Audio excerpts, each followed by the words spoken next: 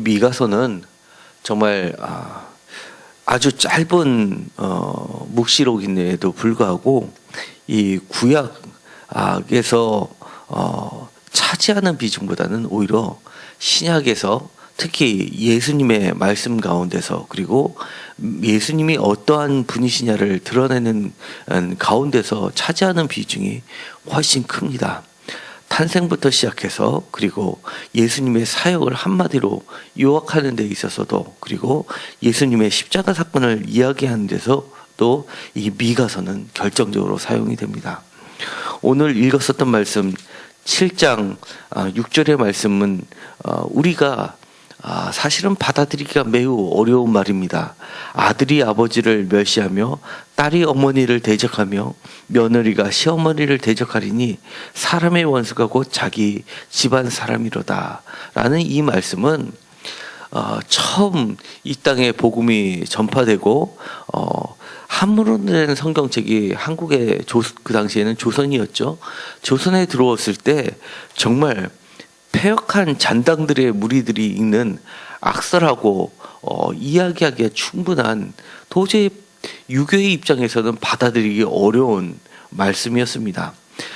당연히 불에 태워져야 될 책 중에 하나로 그들은 볼 수밖에 없었던 구절이 이런 구절들입니다.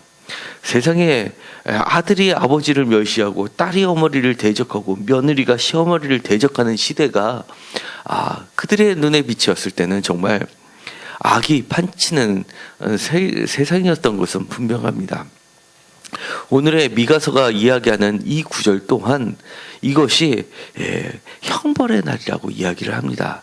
바로 파수꾼의 날이라고 표현을 하면서 4절에 이 날이 세상에서 가장 선한 사람도 가시 같고 가장 정직하다고 하는 사람도 찔레 울터리보다 더한 악한 세상이 왔기 때문에 야훼께서 이 땅에 임하실 수밖에 없는 시대라고 이야기합니다. 바로 이런 시대에 야훼 마지막 하나님께서 임하시고 모든 것을 다시 창조의 시대로 되돌려주는 시대라고 이야기를 하는 겁니다. 그러면서 7절부터는 이 악한 시대의 심판의 날에 그 악들을 제거해버리고 새로운 시대, 구원의 시대, 야훼의 시대, 예수 그리스도의 시대를 선포하는 것이 바로 공의와 정의와 인애가 펼쳐지는 세상이라고 이야기를 하고 있는 겁니다. 이 구절을 우리가 읽었었던 마태복음에서는 새롭게 해석을 하고 있습니다.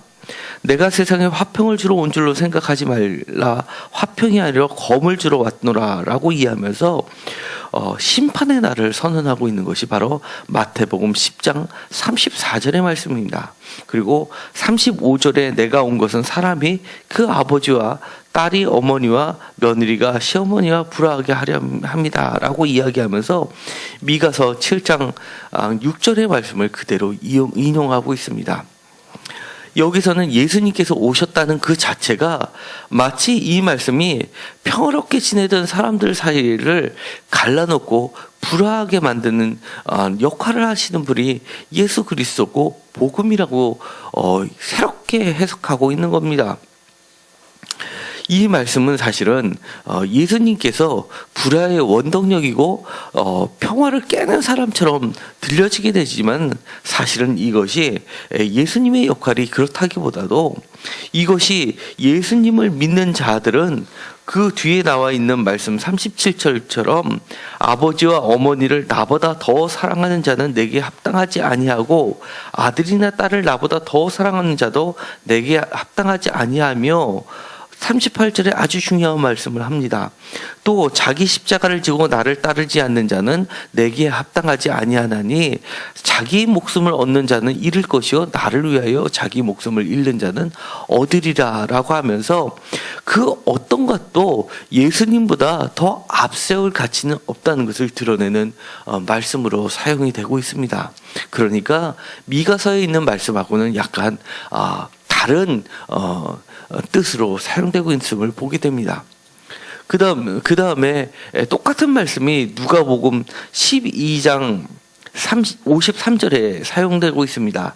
아버지가 아들과 아들이 아버지와 어머니가 딸과 딸이 어머니와 시어머니가 며느리가 시어머니와 분쟁하리라 라고 이야기하면서 그 말씀을 하신 배경은 바로 내가 불을 땅에 던지러 왔고 분쟁을 이르게 한다라고 이야기합니다. 그러면서 이것은 예수님이 선언하는 이 시대가 바로 마지막 때이며 어서 속히 하나님과 화해를 해야만 되는 시대로 보고 있는 겁니다. 그러면서 하나님과 화해를 촉구하는 구체적인 이야기를 바로 54절부터 이야기하면서 이 시대를 분간하라라고 이야기하면서 너희에게 58절에 있는 것처럼 내가 너를 고발하는 자와 함께 법관을 갈 때 길에서 화해하기를 힘쓰라라고 이야기하면서 어서 속히 지금 화해하기를 힘쓰라라고 이야기를 하는 겁니다. 그러면서 하나님과 화해하는 구체적인 방법을 내 이웃과 화해를 함으로써 너가 빚진 자이기 때문에 그 빚을 오히려 갚음으로써 마치 하나님이 너희를 큰 죄를 씻어 주셨는데도 불구하고 여전히 너는 악해서 작은 죄를 용서하지 못하는 그들을 책망하시고 그 작은 죄를 용서해 주는 것으로 인해서 너의 큰 죄가 용서함 받은 하나님에 대해서 이웃을 사랑하는 것이 하나님을 사랑하는 방식이고 이웃과 화해하는 것이 하나님과 화해하는 방식으로 마지막 때에 하나님께서 예수 그리스도를 통해서 화해를 촉구하는 말씀으로 이 미가서가 사용되고 있는 겁니다. 이처럼 미가서의 말씀이 예수님께서는 마태복음과 누가복음에서는 각각 다른 모습으로 확대해서 새롭게 해석하고 있습니다. 이제 성탄절이 다가옵니다. 이 미가서에 있는 말씀은 나에게 어떤 의미로 받아들여야 할까요? 며느리와 시어머니가 딸이 어머니와 그 다음에 아들이 아버지와 불화하는 시대, 이 시대는 바로 오늘을 상징하고 있습니다. 오늘 이 악한 시대에서 하나님께서 내게 오시는 그날은 이 악을 참 평화로 돌려주는 시대로 만들어야 된다는 것을 이야기하고 있습니다. 그러면서 내가 갖고 있는 이 악을 빨리 제거해버리지 않아야 하면 이 날이 곧 심판의 날이고 나에게는 화평이 아니라 정말 검으로 다가오는 날이라는 것을 일깨워주고 있는 겁니다. 오히려 이 말씀은 누가복음의 말씀하고 오히려 더 마태복음보다는 누가복음의 말씀하고 더 가깝게 다가오고 있습니다. 그리고 또한 마태복음에서는 이야기한 것처럼 예수님께서 오시는 이 날은 우리가 예수님을 받드는 것보다도 더 우선순위에 둘 수 없다는 것을 이야기해 주고 있습니다. 그렇지 않을 경우에는 내 자신이 나와 원수질 수밖에 없다는 것을 이야기하고 있습니다. 마치 동방박사가 자신들의 가장 귀한 것을 예수님께 드림으로써 내 자신을 헌신하는 것처럼 우리가 예수님을 그렇게 가장 귀한 것으로 받아들일 때 나에게 있어서 참 평화가 찾아온다는 것을 깨우쳐지고 있는 것이 바로 마태복음입니다. 그렇게 함으로써 우리가 예수님의 참 제자가 될 수 있음을 이야기하고 있습니다. 혹시 내 안에 하나님을 믿는다 하면서 예수님을 믿는다 하면서 예수님보다도 더 우선순위에 두고 있는 것들이 어떤 것들이 있는지 사실은 점검해 봐야 할 것입니다.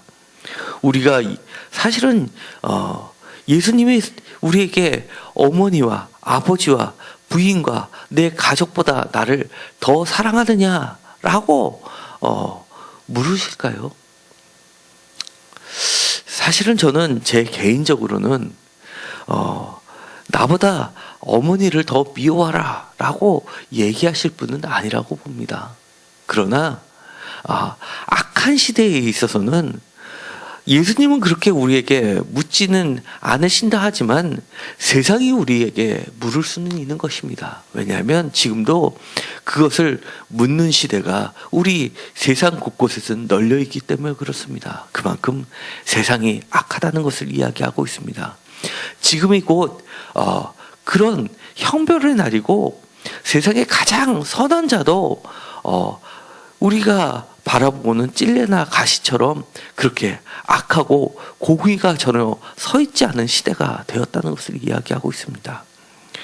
우리가 하나님을, 예수 그리스도를 가장 나보다도 더 사랑하는 존재가 될 때 비로소 우리가 진정으로 어머니와 아버지와 아내와 가족을 더 사랑하는 자들이 될 수 있음을 깨닫게 되기를 간절히 소망합니다.